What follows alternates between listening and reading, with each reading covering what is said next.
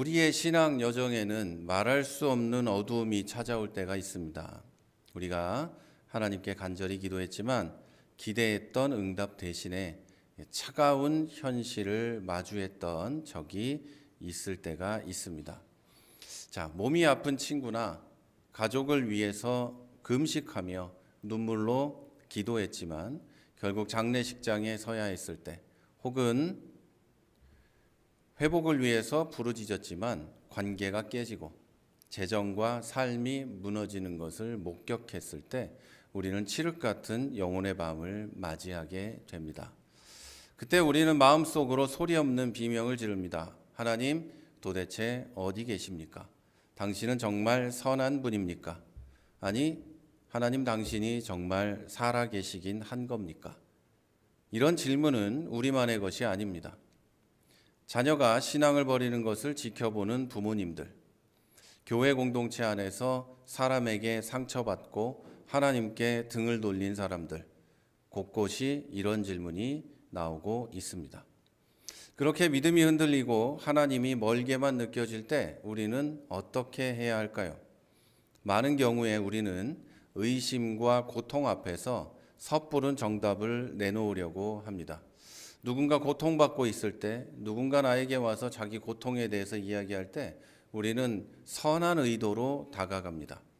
그렇지만 때로는 다 하나님의 뜻이 있어라거나 그냥 믿어, 의심하지 말고 라는 상투적인 말로 상처를 더하기도 합니다. 믿으려고 하고 노력해봤지만 안 믿어지고 또 고통 속에 있는데 하나님의 뜻이라고 말하는 게 그 사람에게 어떤 위로가 되겠습니까?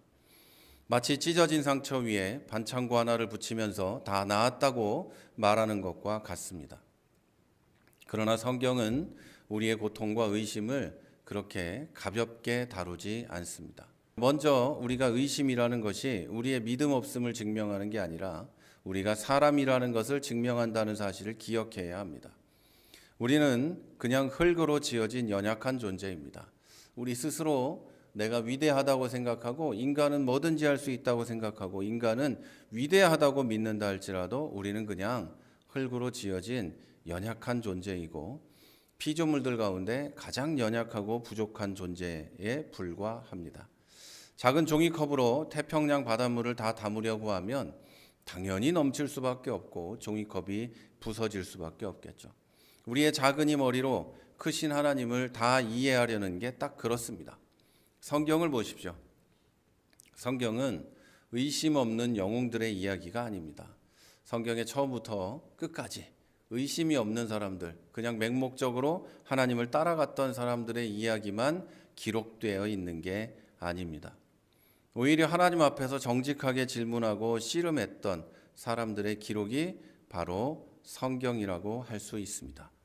믿음의 조상 아브라함과 사라는 하나님의 약속을 듣고 웃었습니다. 그들이 그런 일이 일어날 수 있겠나? 말 같지도 않은 소리를 우리 하나님이 하시네? 이러면서 웃었어요. 그들의 이성과 경험으로는 불가능했기 때문입니다. 그리고 위대한 선지자라고 부르는 침례 요한을 생각해 보시죠.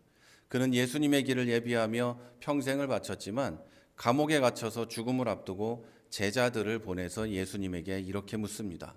오실 그이가 당신입니까? 아니면 우리가 다른 일을 기다려야 합니까?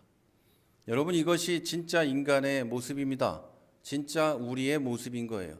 아무리 위대한 믿음의 사람이라고 해도 고난의 현실 앞에서는 흔들릴 수밖에 없는 연약한 갈대와 같은 게 우리들입니다. 이것은 우리가 하나님을 떠났다는 증거가 아니라 우리는 우리의 힘으로는 스스로 결코 온전한 믿음을 유지할 수 없는 전적으로 하나님의 도우심이 필요한 존재라는 것을 증명하고 보여주는 거라고 할 수 있습니다. 마태복음 28장에는 매우 충격적인 장면이 있습니다. 부활하신 예수님이 승천하기 직전에 제자들과 만나는 장면입니다. 제자들은 예수님이 십자가에서 죽는 것을 봤고 부활하셔서 다시 살아나는 것도 목격했습니다. 눈으로 직접 보고 만져도 보고 같이 밥도 먹었어요. 그 영광스러운 순간을 성경은 이렇게 기록해놨습니다. 예수를 배웁고 경배하나 아직도 의심하는 사람들이 있더라. 자, 여러분, 이 장면을 상상해 보십시오. 부활하신 주님이 내 눈앞에 있습니다. 그들 중에 일부는 경배했지만 일부는 여전히 의심하고 있었습니다. 이들은 예수님을 모르는 사람들이 아니었습니다. 3년 동안 동고동락하며 무리를 걷고 오병이어를 일으키는 것을 봤으며 죽은 자를 살리는 것도 봤고 예수님 스스로 십자가에 못 박혀 돌아가시고 3일 만에 부활하신 것도 봤습니다. 심지어 눈으로만 본 게 아니라 같이 밥도 먹었어요. 그런데 그들은 흔들립니다. 의심하는 사람들이 있었다는 거예요. 주님은 그 의심하는 자들을 포함해 놓고 인류 역사상 가장 위대한 사명인 지상명령을 맡기십니다. 하늘과 땅의 모든 권세를 나에게 주셨으니 그러므로 가서 너희는 제자를 삼아라. 이렇게 이야기를 하신 거죠. 의심 안 하는 사람만 모아놓고 한 게 아니라 의심하는 사람들도 같이 모아놓고 너희는 가서 제자를 삼아라. 가르쳐라. 침례를 줘라. 이렇게 얘기하셨다는 거예요. 자, 도마는 부활하신 예수님을 보았다는 동료들의 말을 믿지 않았습니다. 그러면서 이렇게 얘기합니다. 내가 그의 손에 못자국을 보며 내 손가락을 그 못자국에 넣으며 내 손을 그 옆구리에 넣어보지 않고는 믿지 않겠다. 이렇게 얘기하죠. 그래서 우리는 흔히 이 도마의 이 말을 두고 의심 많은 자라고 비판합니다. 그런데 한번 우리 솔직하게 생각해 보시죠. 도마는 정직한 사람이었어요. 그는 덮어놓고 믿는 맹신을 거부합니다. 그는 고통의 현실을 알았고 죽음의 차가움을 알았습니다. 눈으로 봤으니까요. 그걸 왜 의심하지 않겠어요? 그래서 그는 확실한 증거를 원했습니다. 그리고 그로부터 8일이 지난 후에 예수님께서 도마에게 찾아오십니다. 그리고 도마에게 말씀하시죠. 네 손가락을 이리 내밀어 내 손을 보고 내 손을 내밀어 내 옆구리에 넣어보라. 자, 예수님은 도마의 의심을 묵살하지 않으십니다. 저런 믿음이 없는 자, 너 같은 게 무슨 내 제자였는가 이러면서 나무라고 책망하고 버리시는 게 아니라 오히려 도마가 가장 필요로 했던 것을 보여주셨습니다. 그게 뭐였을까요? 예수 그리스도가 가지고 있던 상처를 보여주신 겁니다. 자, 그런데 여러분 그런 생각 안 해보셨나요? 왜 부활하신 예수님의 몸에는 상처가 남아 있었을까? 왜 그 십자가의 흔적이 남아 있었을까요?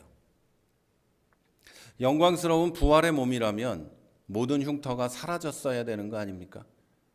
그런데 예수님은 그 상처를 그대로 간직하셨습니다. 그 상처는 그저 고난의 흔적이 아니었어요. 아픔의 흔적만이 아니었어요.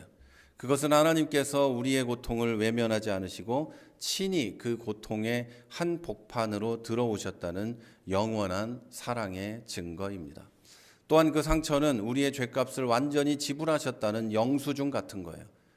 우리의 구원은 내가 얼마나 세게 믿느냐, 즉 내가 쥔 주먹의 힘에 달려있지 않습니다. 여러분, 내가 나의 믿음을 의지하는 것은 사실은 나를 믿는 거예요. 우리가 믿음으로 구원받는다고 하니까 자꾸만 내 믿음이 얼마나 좋은지, 내 믿음이 얼마나 강한지, 얼마나 지속적인지 이런 거를 스스로 생각하는 사람들이 있어요. 물론 그 정도 생각하면 굉장히 큰 믿음을 가진 거예요. 믿고 싶으니까 그런 생각을 하겠죠. 구원받고 싶으니까 그런 생각을 할 수도 있겠죠. 그런데 여러분, 자꾸 그런 생각을 하면서 그렇게 생각하는 것 자체가 내 주먹을 믿는 거랑 똑같은 거예요. 나를 믿는 거예요. 나를 믿으니까 계속해서 나를 돌아보며 나는 안 돼, 나는 안 돼 하고 있는 거예요. 그런데 여러분, 우리의 구원은 나를 붙잡고 계신 예수님의 강한 팔에 달려 있습니다. 아이가 아빠 손을 놓쳐도 아빠가 아이를 꽉 잡고 있으면 그 아이는 안전한 것과 똑같습니다.